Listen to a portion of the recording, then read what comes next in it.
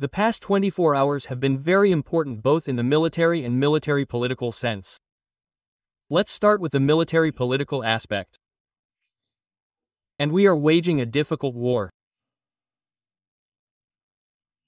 We are confronted by a powerful, probably the most powerful military-political coalition in the last decades. Why does the man have such a sad face? Because he works as a Russian information criminal. And attention, according to the latest trends in the swamps, Azerbaijan has officially joined the coalition. Although Azerbaijan has always treated the Russian invasion, this definitely concerned aid to Ukraine and humanitarian aid, and, as they began to say in the swamps, not only humanitarian aid, but also voting in all international organizations. Well, a little later about Azerbaijan and about Azerbaijani military technologies, Azerbaijani Turkish, to be honest. Let's start with something else. So, this night was marked by the fact that there were a lot of flights to the occupied territories and, attention, to the Russian Federation. Our wonderful Ukrainian Shadow missiles flew to Donetsk and Lugansk. Our wonderful drones flew to Udmurtia, in particular to the VY Ishhesk enterprise, where, the Ishhesk electromechanical plant Kupol was struck. And what does this mean? Why were there no news reports about Stormshedov for a long time, and now they have appeared? Do you think this is a coincidence or not? And looking ahead, I want to say right away, no, this is not a coincidence. This is due to changes on the capitalist Hill, in particular in the Oval Office, if we get specific. And this issue requires illumination for a full understanding. But in connection with such a large number of missed ones, what conclusion do they draw there in the swamps? The first conclusion is strategic. The one who controls the sky wins. Russian Nazis seem to be trying to kick Iran. Iran does not need to be kicked. And we will agree with our allies so that they reset the Ayatollah, and peace and grace will come to that land as well.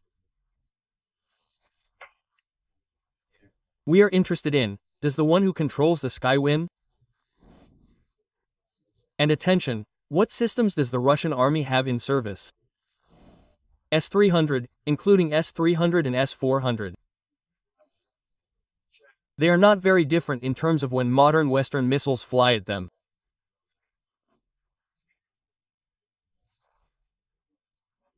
And what happened the day before, the storms flew, this is just another, well, let's say, another signal to the Kremlin madman that, dude, Ukraine is really not the most technologically advanced, on the planet, in military terms, a country.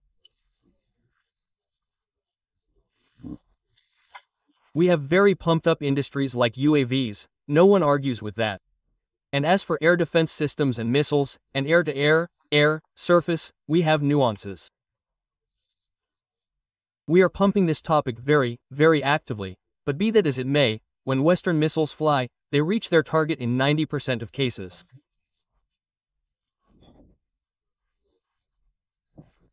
Although some here are trying to justify themselves, saying that Russian anti-aircraft missile systems still have no analogs. Our air defense system in general, our air defense systems with a coefficient of 0.9095 are the best air defense system in the world, of course. But what Sergei Semenovich did, he combined military developments with individual developments that were in Moscow, related to cognition, reporting. The has a contract with Obianin, so he licks his ass on and off occasion.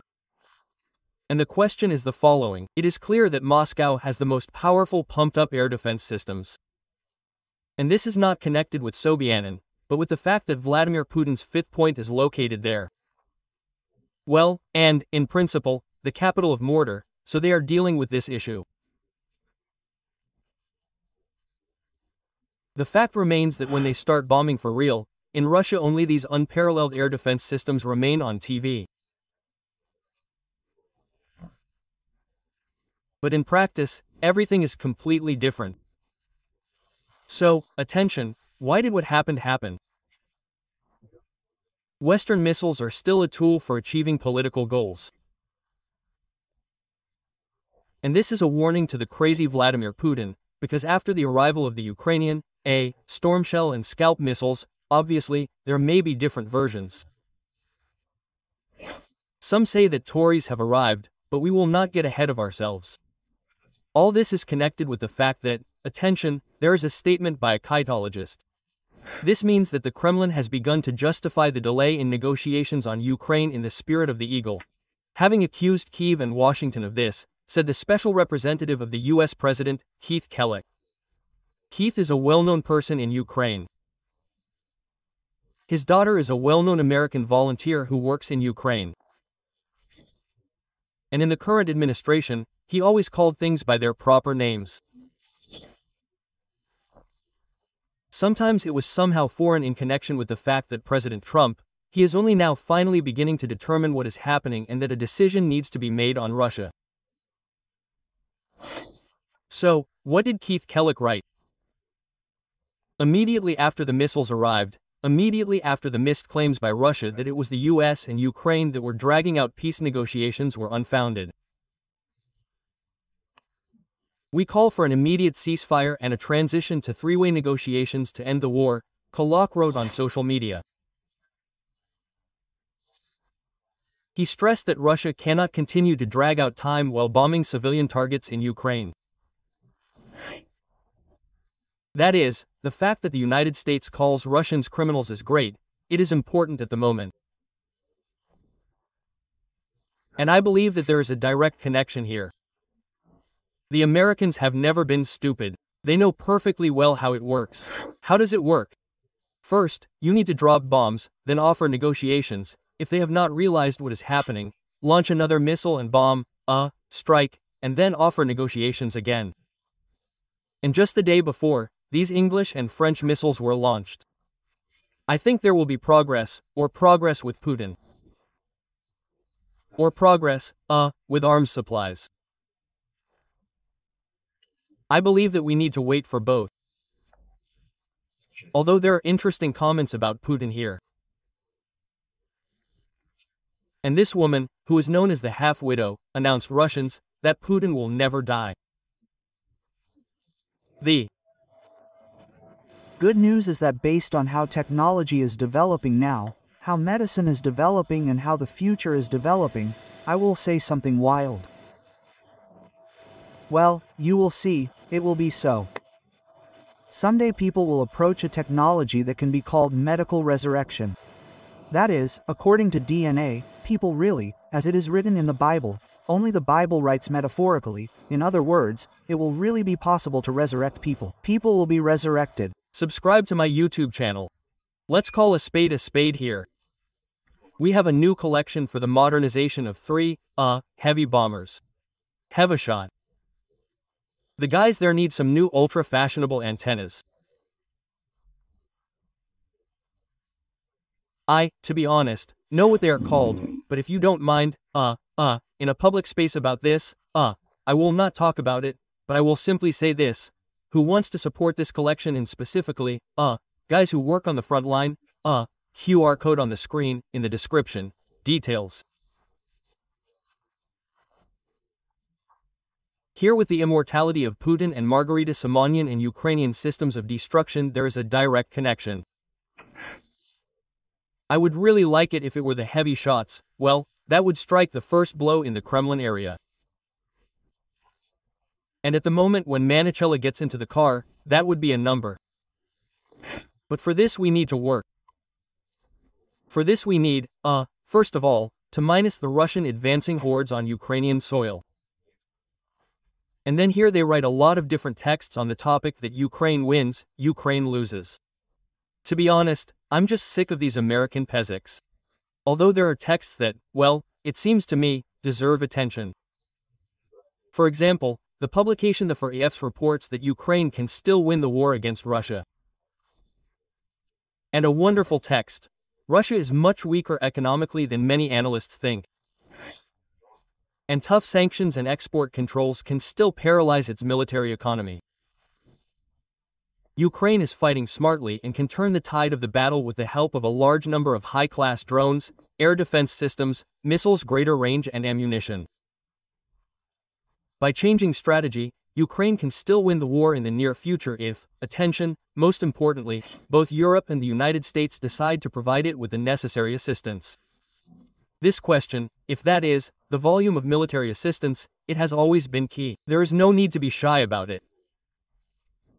And, accordingly, the more modern and cool systems of destruction, we bring this moment closer, Putin's death.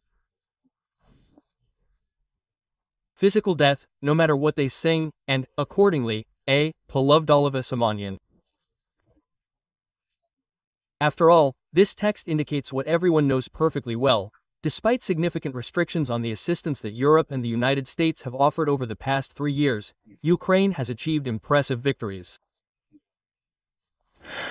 That is, the guys from Foreign Affairs directly say that, we can understand, you were afraid of a nuclear bomb, evil Putin, the second army in the world.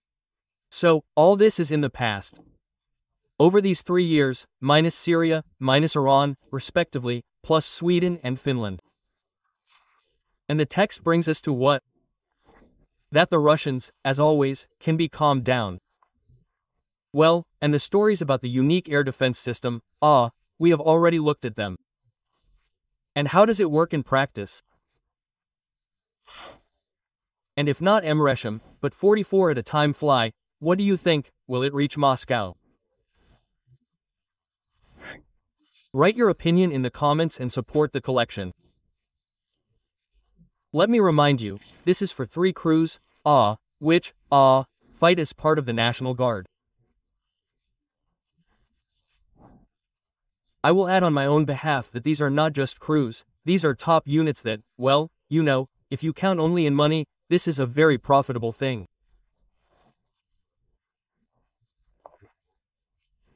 That is, here's the dollar invested, it will really lead to the destruction of some shelter for the Russians, where they accumulate before the offensive.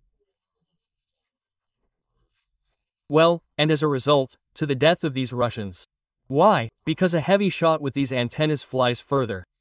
RAP does not affect this, on a drone. And, accordingly, it drops, 20 kilograms. This is practically a mini-cap, which solves the problem with, the leg of a Russian soldier. So I think that no one will play along with Putin anymore, including Donald Trump. This theory, of course, still requires verification.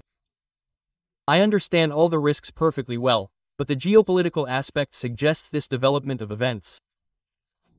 Moreover, we are pushing this whole story forward and forward. We were all recently happy about the fact that in Marinovka, this is in the Volgograd region, where Russian Su-34s are based, which drop Kabi. It turns out that last week not 4 planes burned down, but 5. But this is practically, half a squadron. Usually a squadron is 12 planes, but if you consider that 5 planes at the airfield were disabled instantly, this is very, very cool. And 2 of them burned completely. Moreover, they burned down when they were already loaded with ammunition, respectively, under the wings were potassium boride. And, in general, the battle was noble, so we continue to support our army. And, we are looking for this military technological solution in order to kill a Russian soldier before he approaches our infantrymen. Here, it seems to me, everything is very simple and clear. Now let's talk a little about Azerbaijan. The thing is that the approaches to Ukraine and Azerbaijan are identical. To believe that tomorrow the Russians will come, cut you all down, look at what they are doing. This is Hitler. This is the same as Hitler. Here we must do everything that Sergei Viktorovich just spoke about, very brilliantly. Lately, they have often begun to compare Vladimir Putin with Adolf. We have been comparing for many, many years in Russia itself now, they have begun a discussion that no, Putin, he is not like Hitler, he is a little better or a little worse. Well, we will deal with this a little later, yes, deal with the shades of Nazism.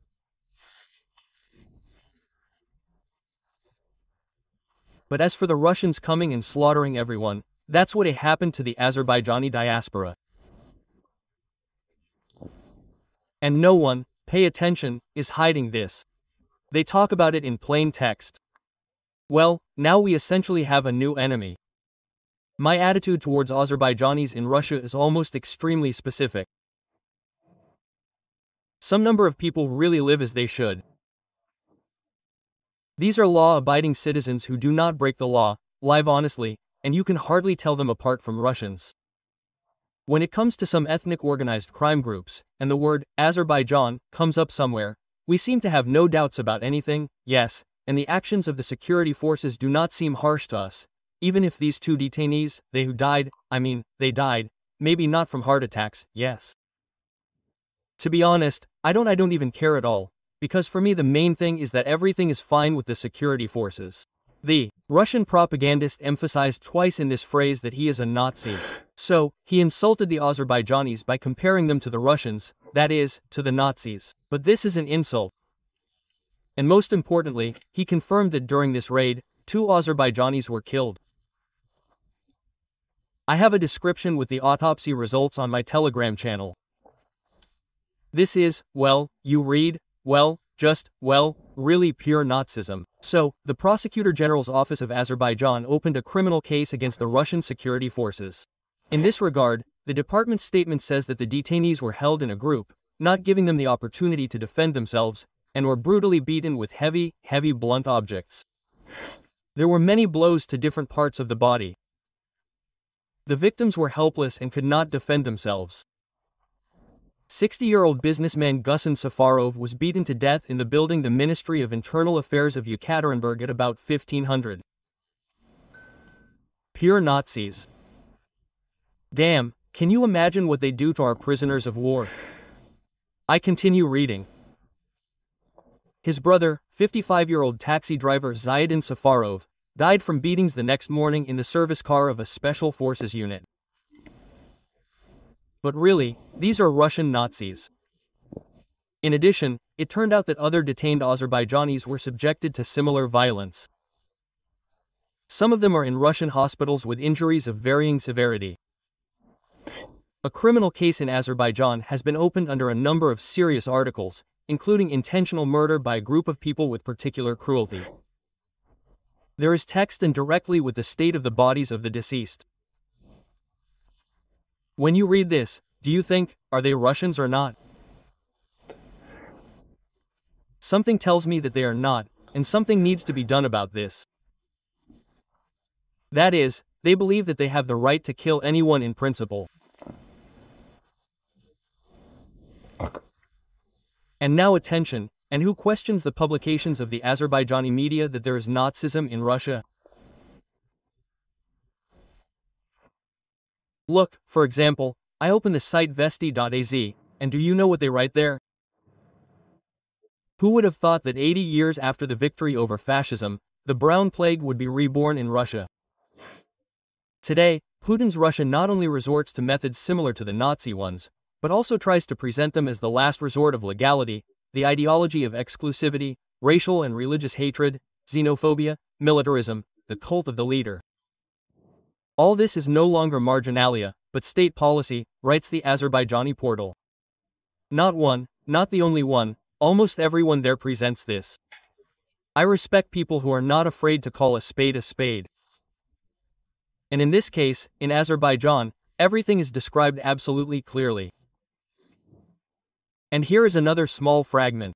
Historically, it has always been like this. The Russian Empire was built on the oppression of other peoples. The people of the Caucasus, the Volga region, Central Asia were suppressed, marginalized, turned into second-rate for centuries. Even during the times of the USSR, Moscow officially, under the false motto of Brotherhood of Peoples in the Free Republics, continued to be guided by the ideology of Great Russian chauvinism. Yes, there's a lot about chauvinism there. I especially like the one about the cult of the leader, and in Azerbaijan, to talk about the cult of the leader in another country. The fact that everything is fine in Azerbaijan with its vertical, this is an internal matter of Azerbaijan.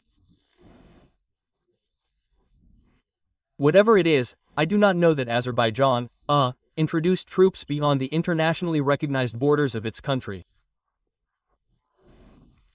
And this, as it seems to me, when we play the game, who is Hitler here? The key and very important point. So, on the one hand, Pankin and everyone else are very happy to praise the Russian security forces who killed Azerbaijanis, crippled them. Well, and some are now in prison. So, and the company shouts that they are citizens of Russia, and you are interfering in internal affairs. Well then we want to ask a question. The next time you bomb Russian speakers in Ukraine, please do not cover it up with humanism, because whatever it is, everything that happens on the territory of Ukraine is an internal issue. Are you going to play into this story? Well, the Azerbaijanis immediately said no. And if you think that everyone will pretend that nothing happened, then you are mistaken. I have no questions at all for the report yet. But nevertheless, a very serious scandal has erupted. All joint events with Azerbaijan have been cancelled. They cancelled the visit of our Deputy Prime Minister Overchik, and other events. In addition to a decisive protest, they also called for an investigation into the detention of an Azerbaijani in Yekaterinburg. And among other things, all cultural events. The parliamentary delegation of Azerbaijan also cancelled its visit to Russia. In general, friends, that's how things are. As I understand it, this situation will continue for some time. Aliyev himself, therefore, refrains from any serious statements. That's all. You see how unhappy they are. And something is smacking, purrs. How is it that the phrase, "Why did you suddenly do this?" is still missing? Why not? And we need to continue cultural events together with the Russian Deputy Prime Minister to discuss how to properly kill Azerbaijanis. That's probably the point of visiting these so-called Russian officials. It's clear that the fight is becoming more and more serious. But pay attention, these same guys, after what happened. Azerbaijan was outraged by the discrimination and murder of its citizens. What did the Russian scumbags start doing? They started threatening war in the literal sense of the word. In 3 days, they started threatening Azerbaijan that they would destroy, accordingly, all these, stations and platforms for oil and gas production in Nikasmaya. How interesting it is, how quickly, and everything changed. That is, due to the fact that Baku was officially outraged by Russian crimes, they threatened even more murders of Azerbaijani citizens. In this case, of course, we are not like that. I will modestly remind Azerbaijan that, despite the fact that they, under the guise of friendship, told us some things, and under cover of night they sold or even transferred, by the way, this still needs to be determined, various weapons to Ukraine. Of course, we, didn't talk about this, because, there are allied relations after all, who, doesn't make money on the outside. Look at Serbia, which made money for many years on the weapons it sold to Ukraine, and nothing. And we even kept quiet about this for some time. That is, there is no evidence of the transfer of weapons and ammunition from Azerbaijan. And he says that this still needs to be proven. But they immediately reproach Baku for this.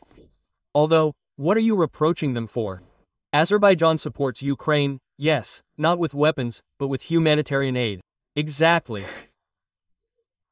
And the Russian invasion was never perceived in Baku as something absolutely acceptable. But then they immediately began to draw parallels with Serbia, right? So, regarding Serbia, there was a statement that they stopped selling ammunition to third countries that sent them to Ukraine. There was a statement, and nothing changed. The ammunition under the contracts that were signed, they are being delivered. It's just that no one is talking about it out loud, and I'm not talking about it either. I don't have any documentary evidence of this. I'm just passing on the talk around me. That is, Serbia has its own policy in this regard, so that, how is it, someone in Moscow would say good. Serbs, no one is doing this. We know that Azerbaijan is the only country that publicly declares its support for Ukraine. This is also some kind of. You mean the only country from which, was wounded from our yes, from the circle of close friends, they still say that we are friends with Ukraine. That's why this story, especially when we missed several such important strikes, I said, well, when there was an execution, for example, of peacekeepers, yes, our military personnel, official peacekeepers and an official execution. What are they doing? That they are now using these terror ads to justify the killing of Azerbaijanis on Russian territory. What happened in Karabakh, and it is still a combat zone. Well, yes, they shot down a Russian helicopter, it happens to everyone. What is wrong with flying in the Azerbaijani sky? Perhaps this is how this question should be put. But what are they being reproached for? For our support. You know, I look at these Russian scumbags and come to the conclusion that if there is a need for, some kind of moderation for Azerbaijan and, Armenia, then Ukraine would be suitable for this role. Do you know why? Because we would really act in this capacity for the cessation of hostilities.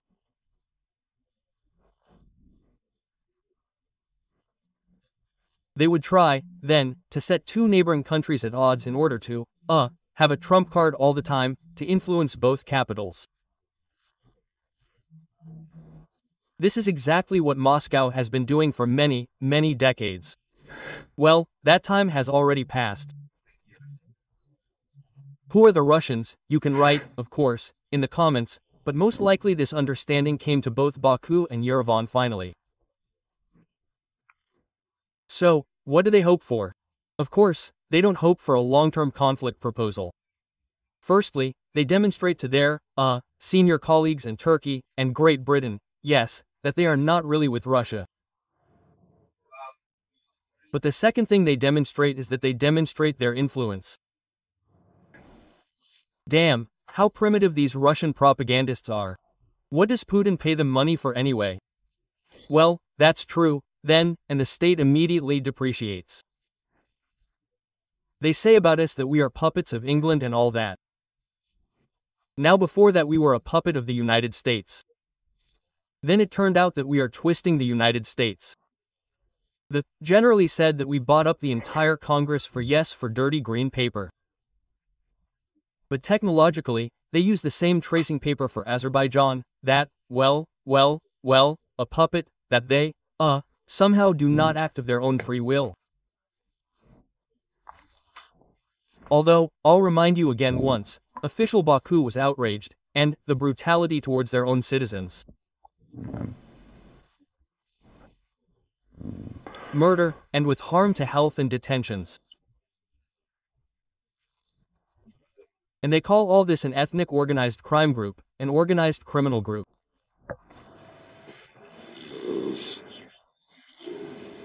We hear and look with surprise at the spells that sound from European capitals.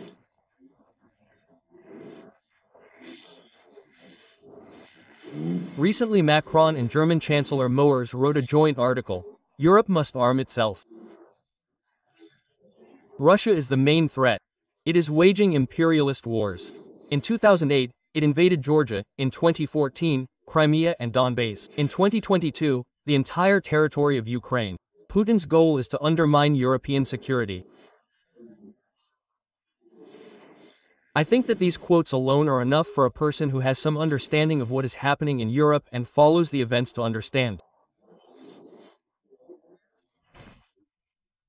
Really enough to not forget who is the main problem and the main evil on the continent. It is the Russian Federation. And, everyone understands this. And, storms are flying to treat, and no one will protect this long country, long, short. Well, in general, we will still work on the dimensions. And in the West, everyone understands everything perfectly well, not only in the West.